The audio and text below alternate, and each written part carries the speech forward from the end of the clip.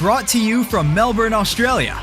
This is the Badminton Podcast, a community for badminton players by badminton players, where we talk badminton, celebrate local heroes, interview players from all walks of life, and push you to grow as a player and a person. Introducing your hosts, Jeff and Henry. Welcome to the Badminton Podcast. I'm Jeff. And I'm Henry. We're the co-founders of Volant. We're the most versatile badminton apparel out there.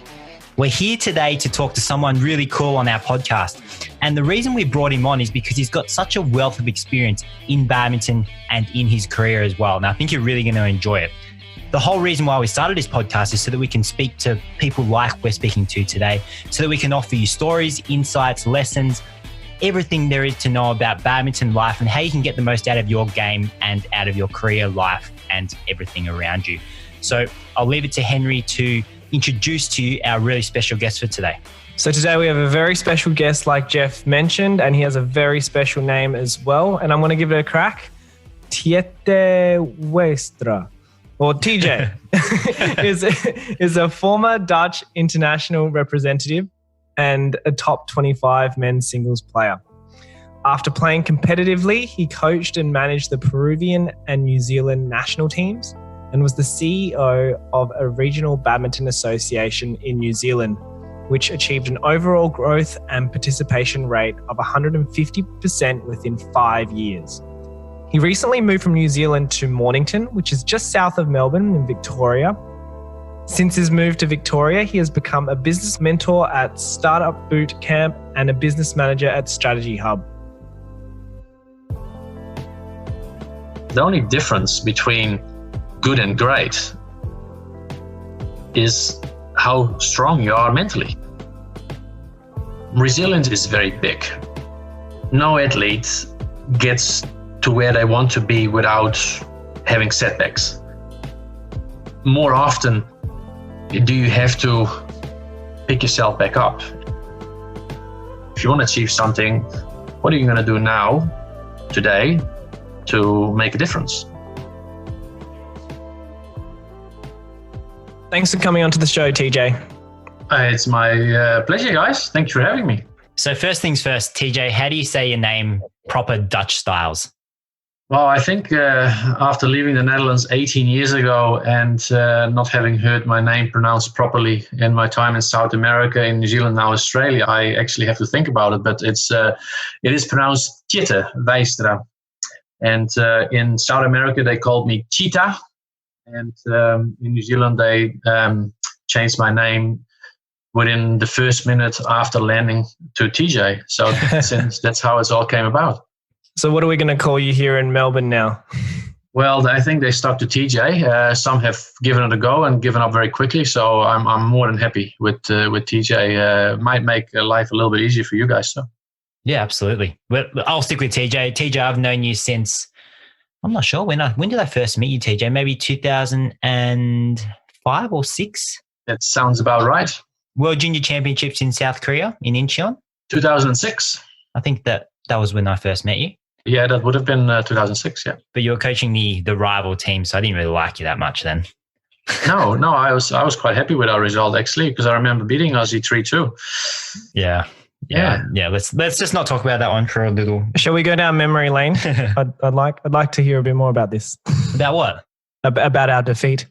No, it's not really something to be discussed. So, all right, moving on then. TJ, thanks again for being on the show, and you've got a really rich history in badminton. Can you start from just basically the start of your badminton journey? I'm sure the listeners will want to just hear where you started and how you started and why you kept playing. Yeah, look, I've been very, very fortunate, I think, to have that journey in badminton, which happened a bit unexpectedly, and certainly not something that was planned. As you don't plan these kind of things when you're a young kid, I guess it just kind of happens and you roll with it. But it never really had an interest in badminton at all. It was more my older brother, and we lived really kind of out in the country in the northern part of the Netherlands, and there happened to be a small badminton club a few k's down the lane, and my brother went to an open day.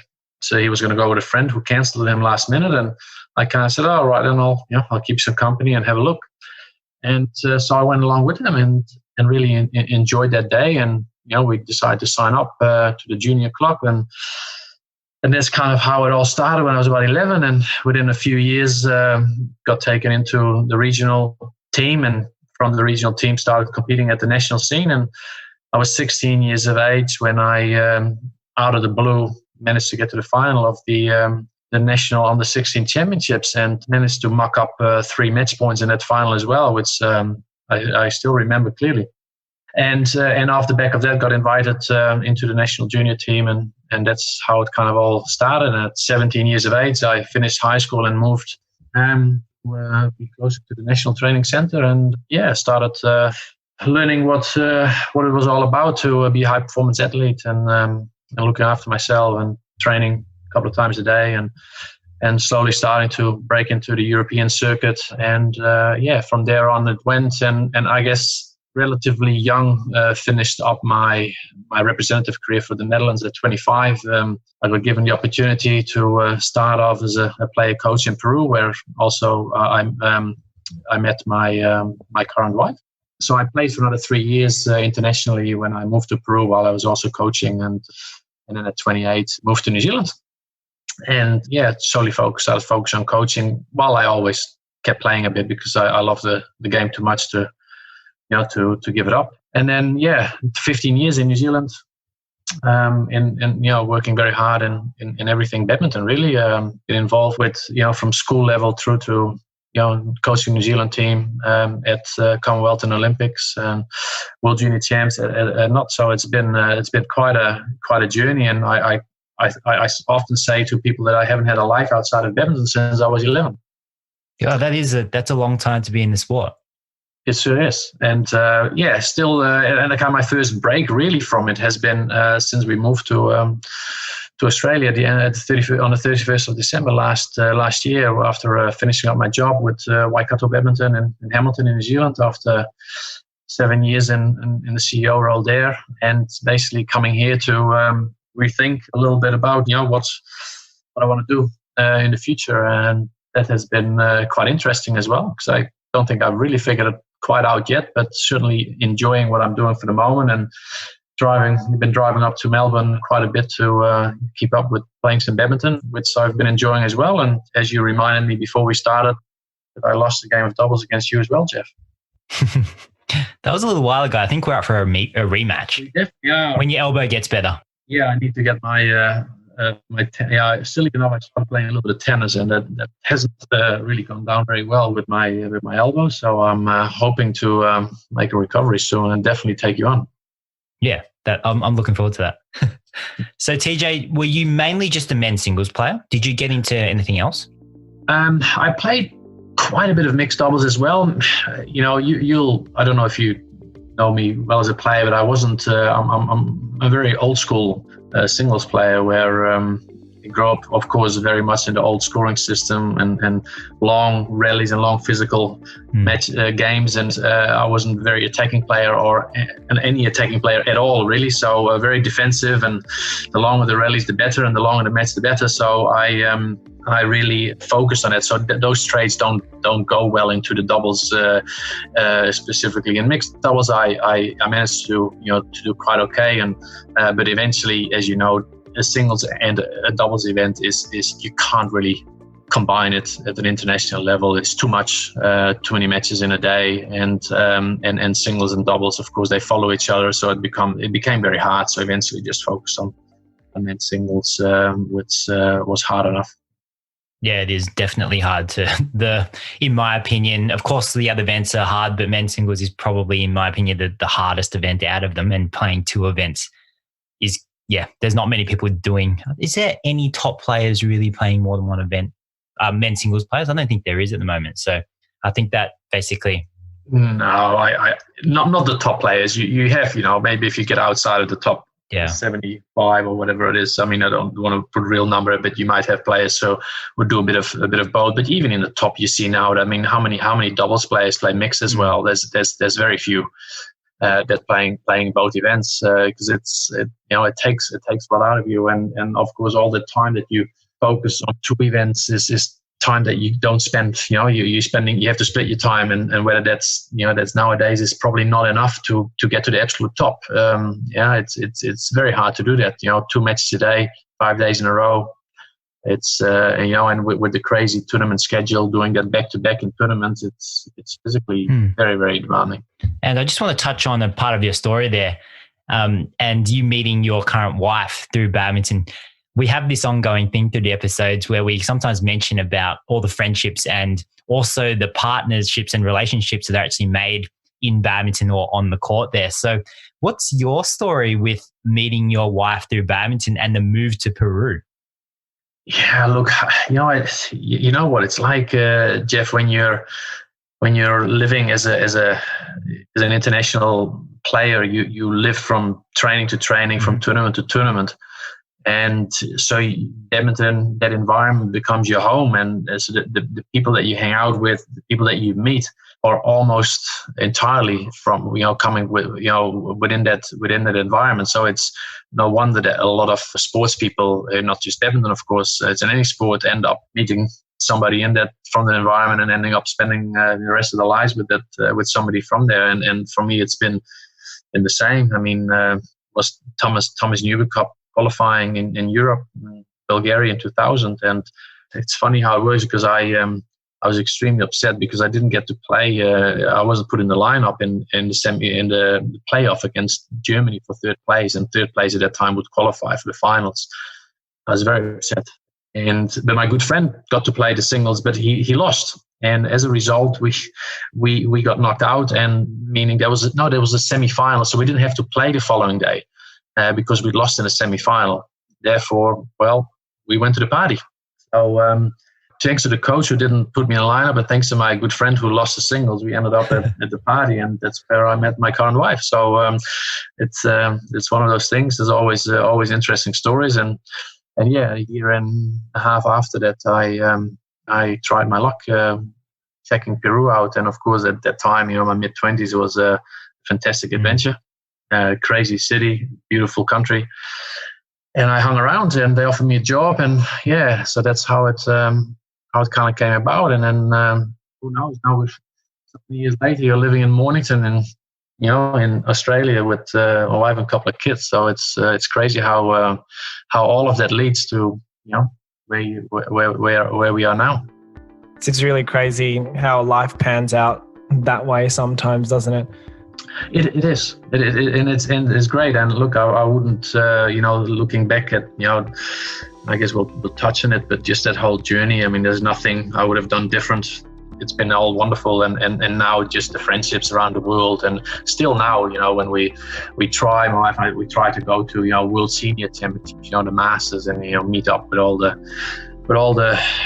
the ex-international players and get together, and badminton is kind of a crazy excuse to go and travel and meet up with old friends, and we play badminton, and we play very competitively, but really it's all about traveling and meeting up with old friends, and it's just something that will always be part of us. And you see players who play, and when they finish, they completely disappear. They did the opposite. They completely out of it, and they stay out of it, and they move into a completely different direction. So that happens as well. But I think most people will keep strong ties to what has been such a massive part of their lives. And yeah, that's a really great point that you bring up there. And the community is always something that a lot of our podcast guests do talk about. Would you say that the community and the camaraderie, the friendships that you built in badminton is what keeps you playing, or is there something else about badminton that you love about it and that really keeps you within the sport?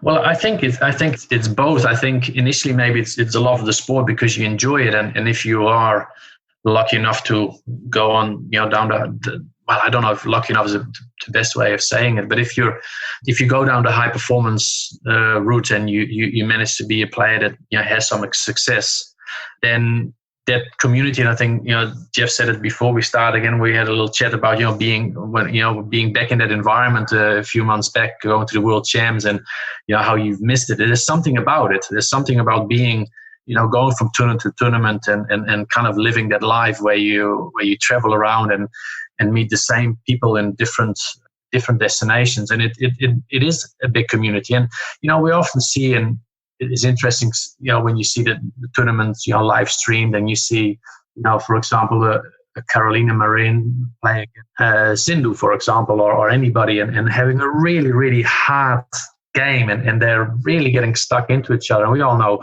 Carolina's sort of, attitude and a lot of people who struggle with that. But then, then follow the pictures backstage after the match is finished or after the tournament is finished, where, they're actually really, really good friends as well. And maybe for a certain period of time, you're very competitive and you're best friends maybe, but you're also competing on the court. I'll never forget that one of my best friends was also my biggest enemy on the court. But I think when that sort of gets behind you and you're moving out of the sort of, representative stage, but you're still involved in badminton, that really converts in strong friendships that you really last for life. And I think that's the beauty of sport, that it does it. It brings everybody together. And I don't think it's just in high performance. It's, any sort of nice badminton environment is just great. People come back to places where they enjoy being, and if they get that out of badminton and it's in an environment where they share the same values with the people that are there and they're having a good time, then they will keep coming back, and because they want to be part of it, because it makes them feel good. I think that's a big part of it. And it's not all rosy either. I mean, it's tough being a high performance athlete, and there's times when you don't want to be there, and times when you could, you just want to give it all away, and you've had enough of it, and because that's, it can be hard. But I think overall we're quite lucky with badminton. It's we don't have much controversy in our sport. It's generally good people that are involved, great families, and I think that's it's a good environment to have your kids in, because that they're not going to be exposed to bad sideline behavior and issues with maybe doping or whatever it is. I think badminton is, just a good environment, which a lot of people, will stay in for a lifetime. Yeah, TJ, it's really cool. Everything that you're saying in this podcast is I'm resonating so much with, all the way from it being hard being an athlete, training full time. It does take a toll on you. There's sometimes you just want to be alone and just get away from it all. And then on the flip side, all the people that you meet. And to be honest, one of the biggest things I remember about my time playing full-time and overseas on all the international circuits was the people that I met. And I just want to mention that it was about 10 years after I was on the international circuit that one of my really good friends from America, from the USA, his name is Eric Go, and hopefully he'll be on the podcast at some stage. But he invited me to his wedding. And I remember 10 years ago, prior to that, we said, hey, we're going to go to each other's weddings. And it's those kinds of bonds that you make. And then I went over to the US. I saw Eric again. It was like I saw him yesterday in the friendship and the bonds that you do make. So that is something that's really special to me.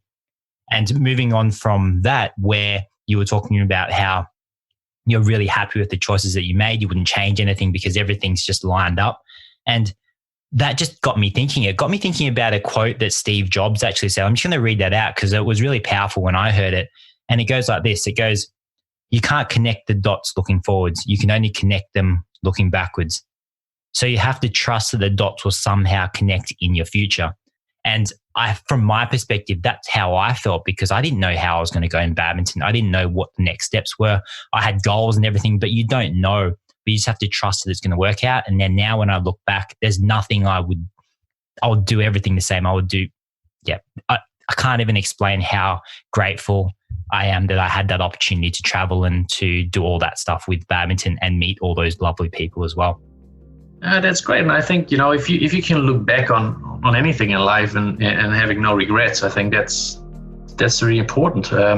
It's maybe a little bit of sometimes cliche, but when you retire and you're sitting behind the window staring out, you don't want to sit there and think, oh, I wish I'd done this, I wish I'd done that.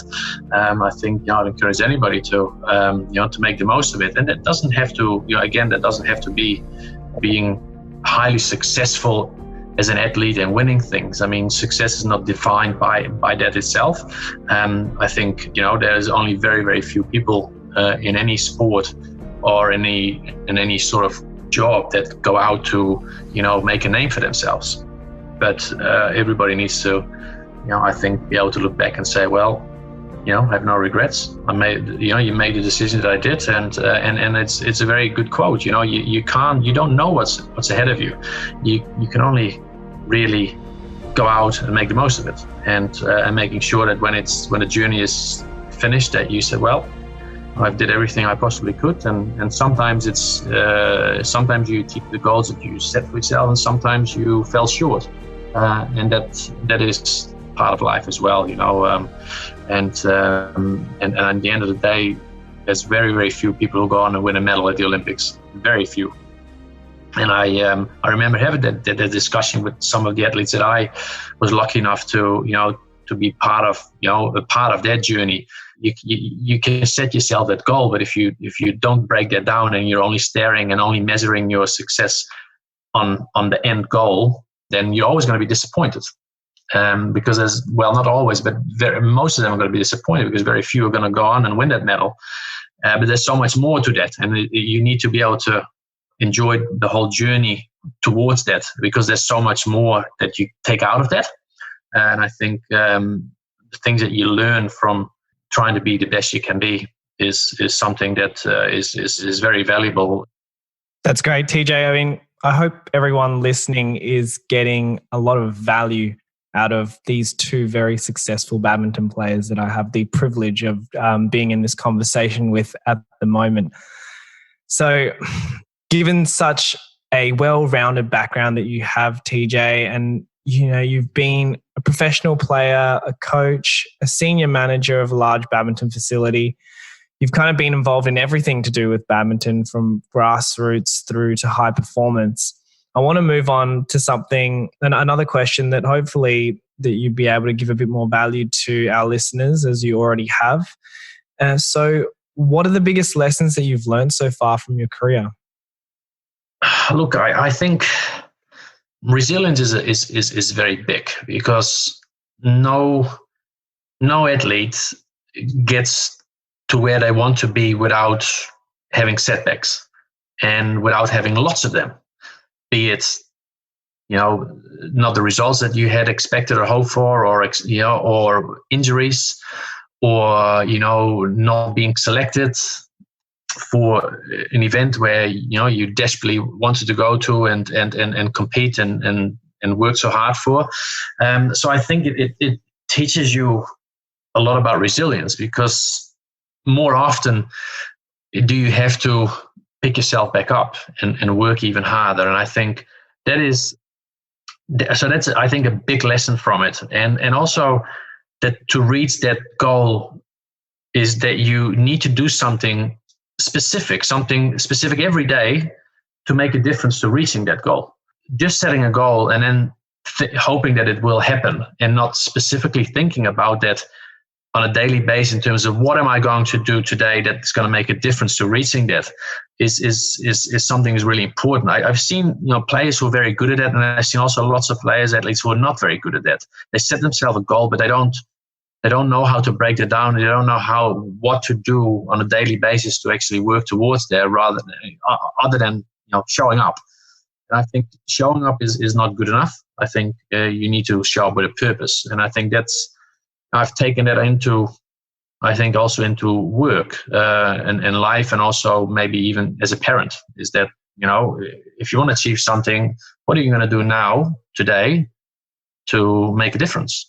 And I think that's something that I think is probably a big lesson from it. And I think it's also an attribute or a value that is very well recognized and appreciated in everyday life. And when an athlete comes out of a playing career, if they looking for to get a job, it's a very great asset to have going into job interviews or when you're going into a job. I think organizations, senior management that hiring people greatly value those traits, and I think it's something that really helps in being successful in other parts of life after a career as an athlete. Yeah, that's very similar to what we spoke about on one of our previous podcasts about just using the athlete's life and what you learn as an athlete in corporate life or in your work life. And it is definitely a differentiating factor for you when you're applying for jobs, and it's going to set you apart from other people as well. I really do like the fact, TJ, that you talked about the goals, and a lot of people setting goals and not having smaller goals that will reach that goal, that larger goal in the long term. And I think that comes down to things such as New Year's resolutions, where someone sets a goal and then doesn't really think about it or doesn't think about how they're going to do it. They just set it, and they might follow it for the first day or two, but then they don't actually have a plan or little milestone goals along the way, so they never get it done. Yeah, it can also become very disheartening. I mean, I think as a coach being involved with players, I mean, if you setting an end goal, an outcome goal, and then say, okay, well, let's work for it. It doesn't actually create any motivation, and it creates the opposite effect, because the goal is so far away that for a player to see that as something tangible is very, very difficult. So then every day can become a real battle and really frustrating. So you need to break it down in little steps. It's no different than going on a diet. As you say, I want to lose 20 kgs, but if you've got no idea how to do it, it ain't gonna last very well, and very long. So I think it's very important to make it really tangible, and that every day, you need to know what it is that you're doing to get one step closer to that end goal. I guess especially working with young athletes, where the role of a coach is very, very important to kind of guide and mentor players through that process. Because when athletes are young, they're not that great at decision making, and I'm not talking about decision making when they're playing a game of badminton, but it may be just the off-court decisions and the life decisions that they make to support what they're doing every day on the court. I think is crucial for the success of an athlete.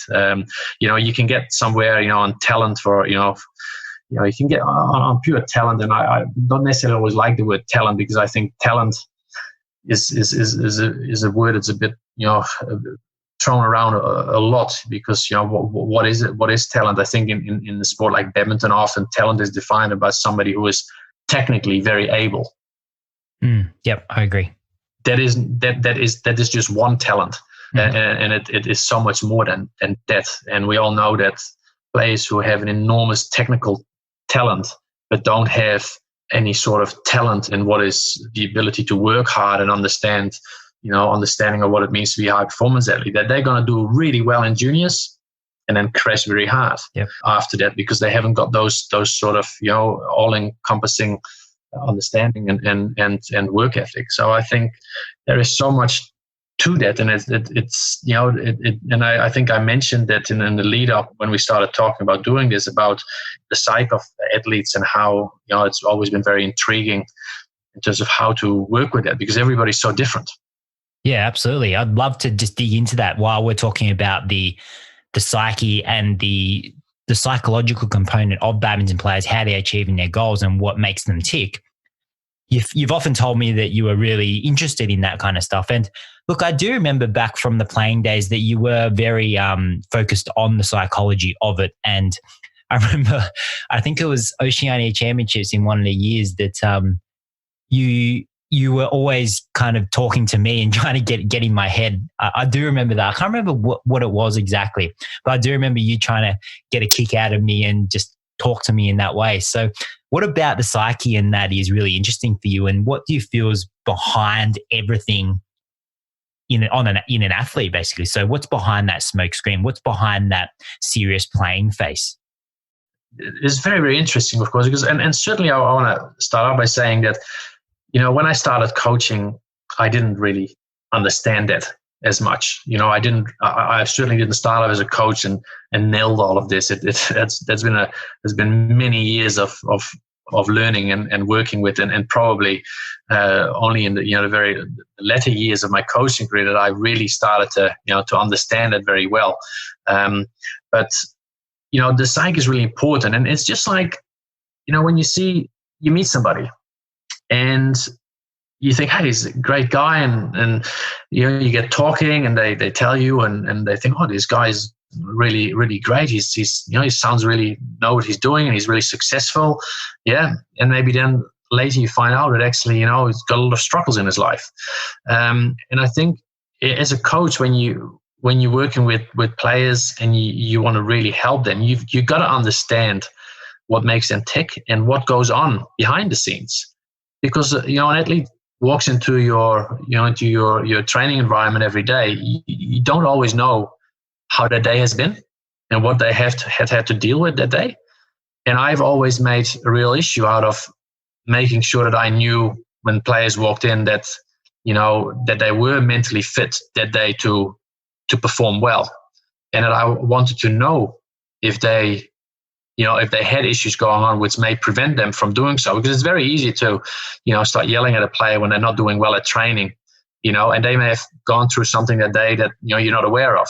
And I think if a coach, you can't establish a relationship with a player that they feel confident enough and trust you and be able to share that with you, then I don't think you'll be able to to take the best out of those athletes. And I think having that sort of relationship that goes beyond just, you know, as a coach, telling them, you know, okay, this is what we're doing at training, this is what I think you should be doing is very important. And I certainly think, you know, for setting a training environment, that's very good. And the psyche is extremely important. I mean, we all know that, you know, from 0 to 9 or you know, to getting to, you know, to be a good player, you know, if you're technically great and physically great and technically you're strong, you all need those things.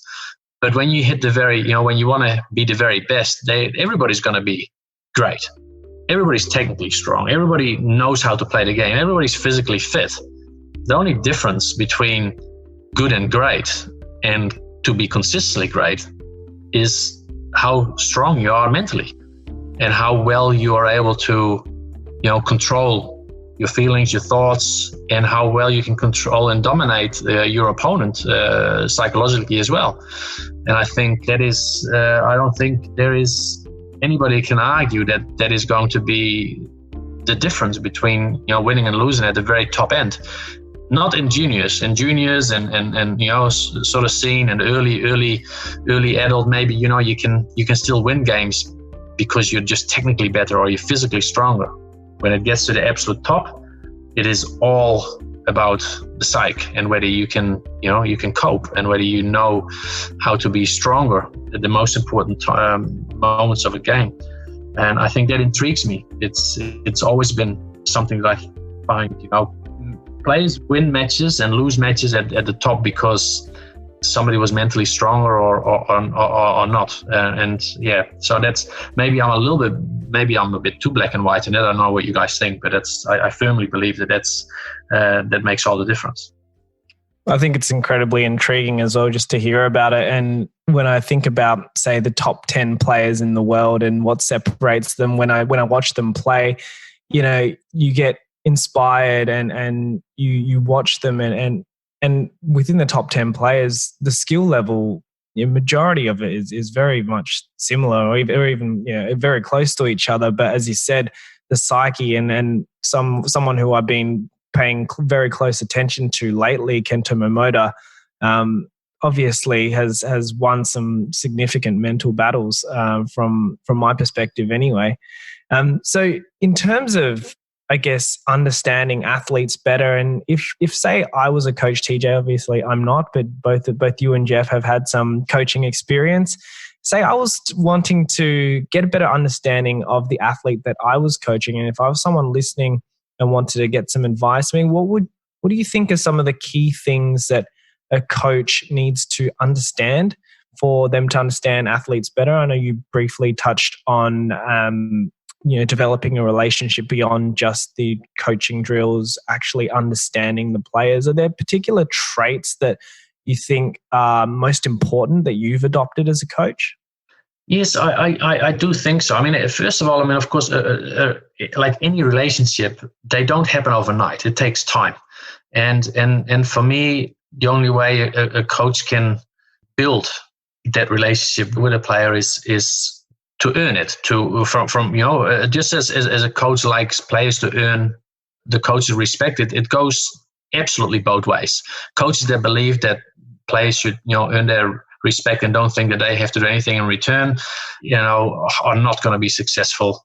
They might enjoy some success, but I think in the long run, the players will not, stick around those coaches. I think, you have to earn that respect as a coach. And how do you do that? Well, I think it's a couple of things that's really key. I mean, first of all, you need to work hard as a coach, because working hard is something that will definitely be picked up by players, and it'll be respected and appreciated. And the other thing I find important is that you back your players, and that you believe in the players that you coach, and that you care for them. And by caring, I don't necessarily mean that you are nice to them all the time, because I don't think, players who I've worked with know that I can be extremely hard and extremely tough and very hard, but that is also a way of showing that you care.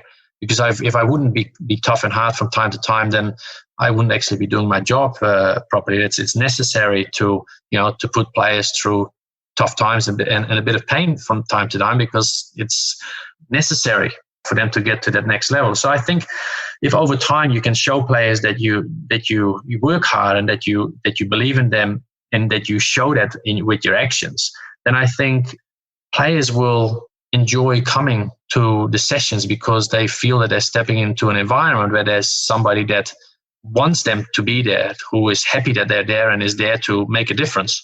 And I think that creates a trust relationship. And I think that's then the basis for starting to build a stronger relationship. And of course, there's always, as a coach, you need to understand how, where that line is as well. I mean, I don't think there should be an expectation from the coach that a player shares every single thing in their personal life with them. I don't think it's necessary, but there should be enough trust built up that if something is going on that is going to have an impact on a player's performance during training, or perhaps for a longer period of time going to tournaments, that they feel that they can come to you and talk to you about it, and maybe even ask for advice.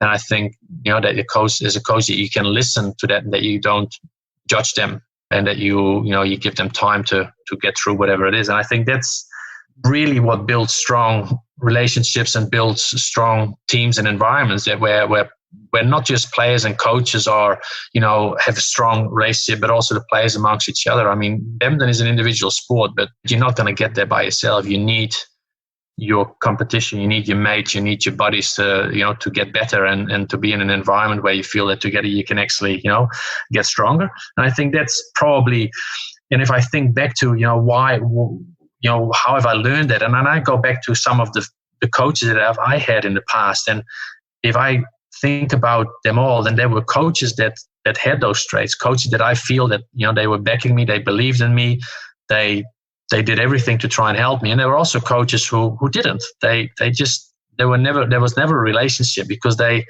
were what I call podium coaches. They coached because they wanted to celebrate the successes through the success of their players. They wanted to show how good they were as coaches. And I think the podium coach is not somebody that is a coach that is going to earn the long-term respect of players. And they might have some success in the short term, but not in the long term. And I think that's what builds great teams, great players, great environments. And so I think that's probably, I believe, a very strong trace from good coaches and successful coaches. Yeah, I can't agree more as well. I've had quite a few coaches in my time, and there are definitely coaches that you really feel that do believe in you. And when they sit behind you on the court, it's a completely different feeling. I remember there was a coach that I had that I remember going onto the court, and I felt like I didn't need to worry. I could just focus on the 2 or 3 things I was focusing on for that match, because I knew that he had my back and he could tell me, and we had that trust and that relationship, so that I just felt so much faith in him that he would tell me the things I needed to do or that I couldn't see. And then I could just play my own game, play freely and everything. So that's what I really felt with the coach that I've had a really good relationship with. So I can't agree more with the different styles of coaches and the importance of knowing your coach on that level where there's that pure trust. Yeah, I think the other thing is, and there's also a kind of a fine line, and you see this also sometimes, you see these coaches who, and whether they are conscious of it or not, that seem to create this environment where the player becomes, dependent on them. And I think that's not right either. That's too far. At the same time, you still need to create players that are independent, and that you need to create a situation where if in the end of the day you're not going to be there anymore, that might be upsetting, whatever it is, but they have everything they need to move forward and to do things on their own. If players only train well because the coach is there, that is an environment that's based on fear and not on players that are self-motivated. If a coach doesn't show up and the players, they are there because they want to be there, and they still have a fantastic training session because they've understood that that's required. I think that's success for me as a coach. And I'll be the first one to admit that I wasn't that coach that when I started I had to learn that as well. It's something that as a coach you've gone on to that journey as well, and I think it comes in the end of the day down to self-awareness. And just like players need to be highly self-aware of who they are as a player and what it is that they need to work on to improve. If they can't see it themselves, they don't have that awareness, and they're not coachable, then they can't really, you can talk until the cows come home, but they're not going to get it. They need to understand it. And as a coach, you're in the same boat. You need to understand who you are as a coach, who you are as a person, where your strengths are, and understand how your actions and behavior impacts on the players in the group. And if you don't understand that, then and there's parts that you're not doing well and that are damaging, and you're not picking it up, then you're going to make that same mistake over and over again. And I think self-awareness has been extremely important for me to understand, who I am as a person, as a coach, and how my behavior impacts on the people in front of me. And I think only then you can actually understand, and learn from it, and be a better coach. Yeah, I think that is something that you take with you with all aspects of your life. And I can hear the passion and the kind of that depth of knowledge that you have about that area of expertise. So when you find yourself in a new position where you're kind of out of badminton a little bit now, you're a business manager at Strategy Hubb, and just a bit of a background, correct me if I'm wrong here, TJ, but what you do at Strategy Hubb is you help startup businesses and entrepreneurs navigate their way through external markets and develop their business plans and business strategies. How do you feel that has benefited? How do you feel that it has helped you having this depth of knowledge in coaching in your current position and what the company does? It's a very, very good question, and there's a lot of similarities because working with startup companies is very much a sort of like a coaching sort of role as well. And I was very, very new to that industry, and I'm still very, very new to it. So there's a lot of things that I need to learn. But if I can take I guess one step back from that and maybe and go back to my management role within badminton before coming to Australia. I mean, one of the things that I found really important in taking into that management role, with working with staff and suddenly being in a position where you're managing an organization or responsible for the performance of staff, I think the most important thing was that I felt responsible for their well-being.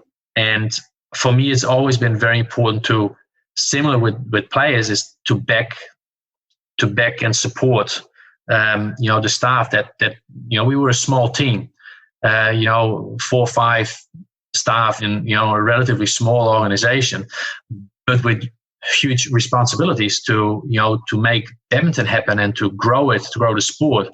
And so there are very high expectations in terms of how we're going to do that and what each staff member's role was in that.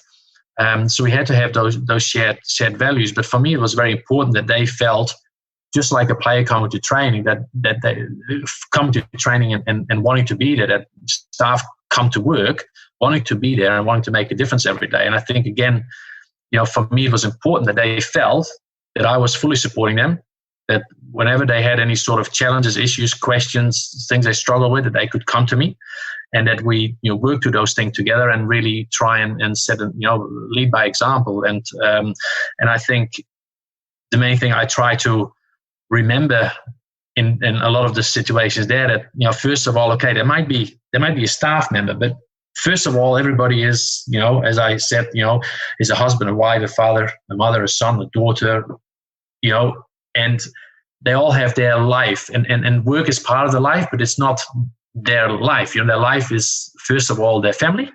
And so I've always taken this step from, look, if they are feeling happy and supported, then they're going to go do a great job, you know, working for this organization.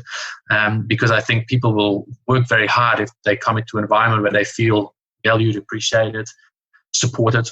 And I think that is really important. So I've tried to take that into my current role, where I was quite nervous about it because it was very new, and I'd never worked in corporate, and it's a completely different environment.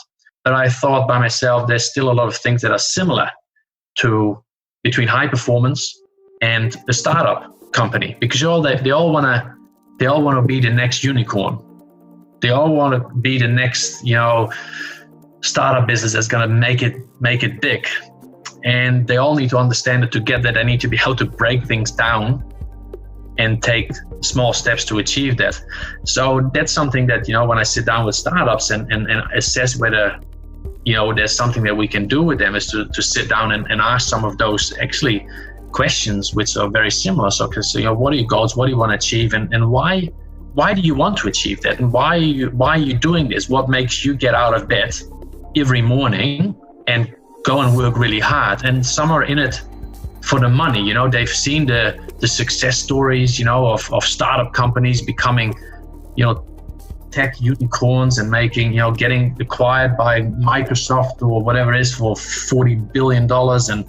And but again, that is kind of like the athlete that wants a gold medal and only focuses on getting a gold medal and has really no idea how to get there.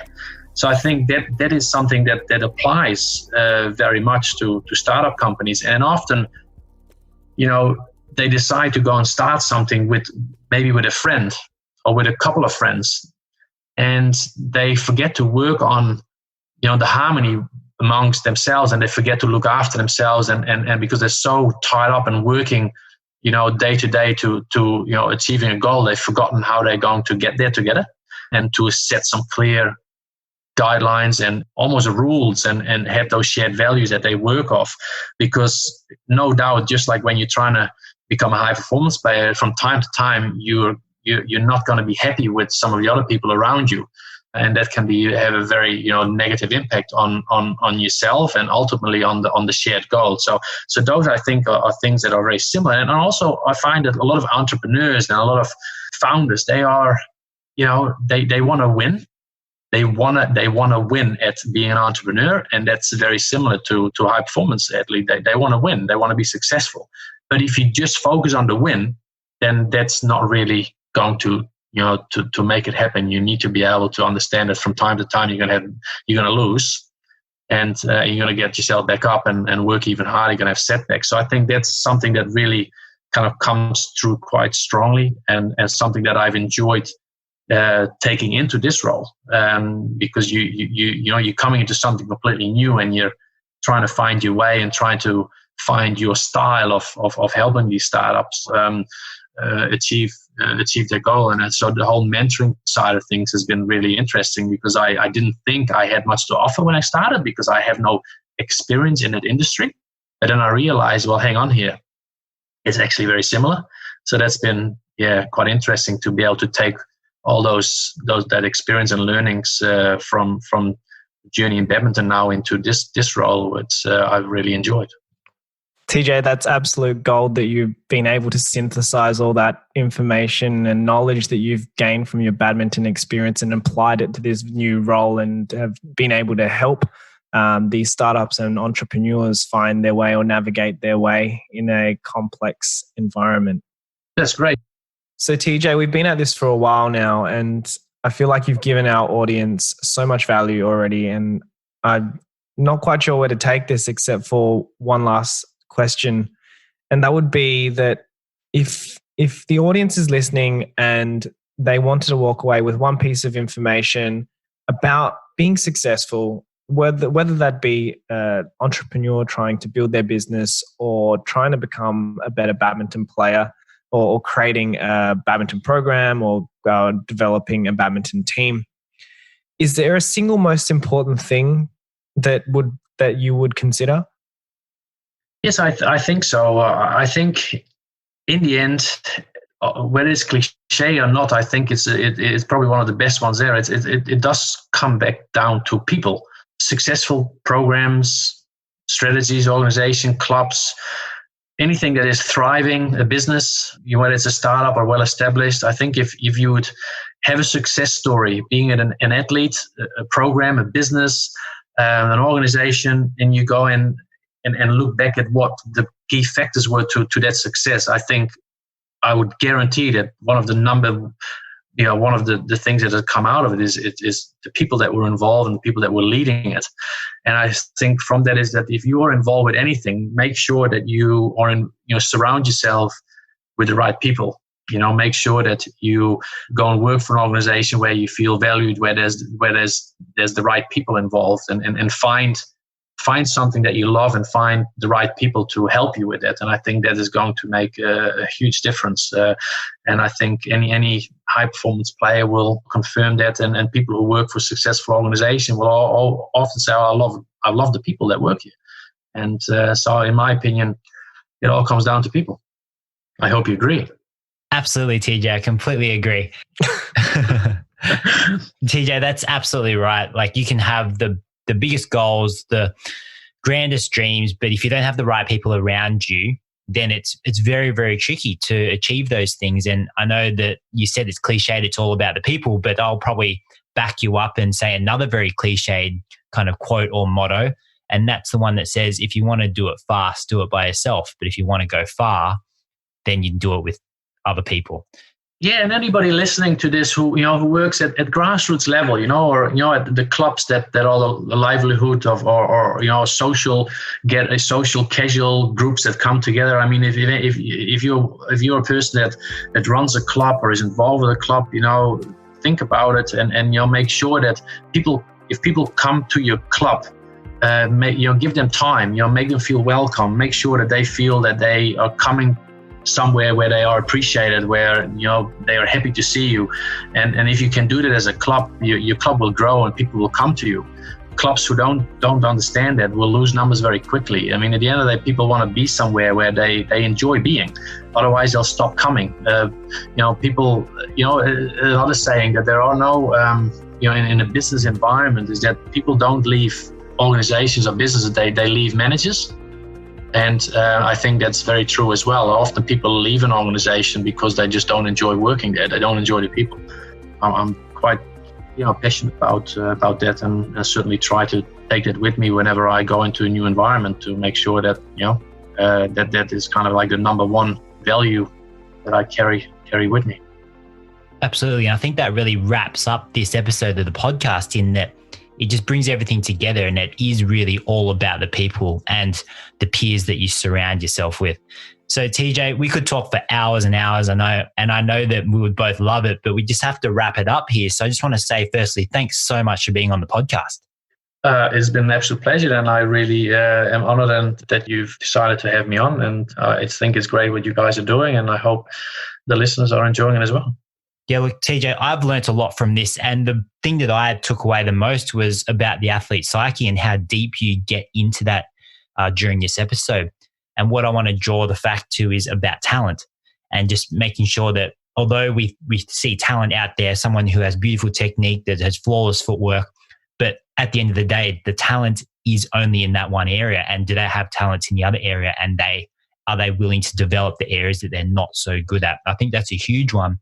And it's a little bit of a plug here for our blog post, but there will be a blog post coming out about hard work versus talent where I kind of express how I feel about it. And also a player from New Zealand that's one of my really good friends, Joseph, we both discussed that in the blog that we talk about what's actually more important. And of course, as you could tell from our discussion, the hard work will most of the time trump the talent, especially in the senior circuit. It's a really great key point taken away from this podcast, Jeff, and always leaving me with a tough act to follow, unfortunately.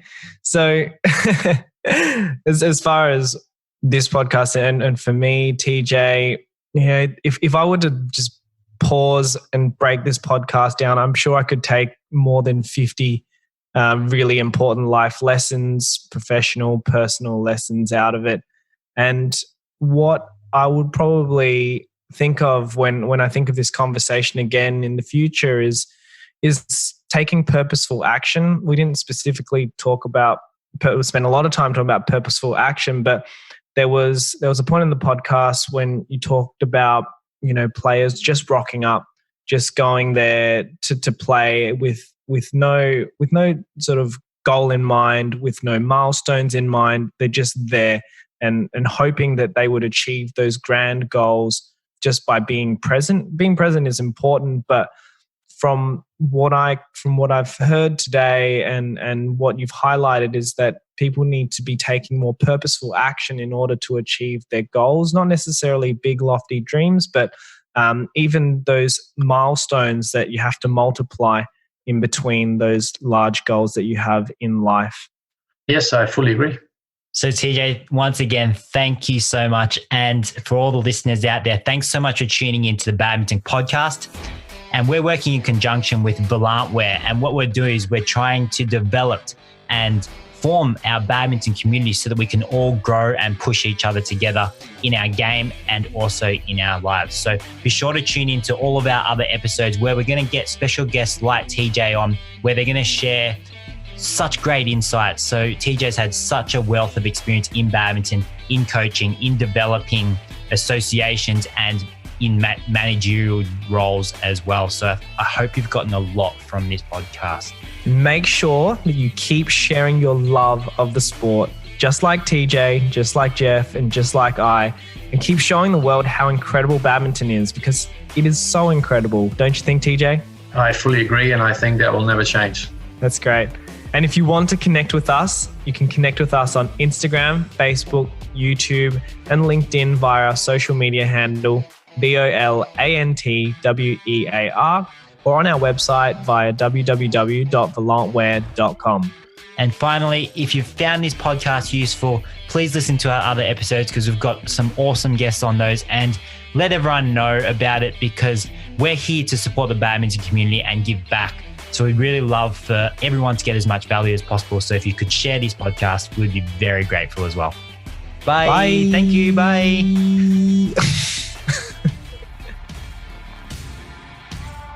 This podcast was brought to you by Volant, the most versatile badminton apparel you'll ever own.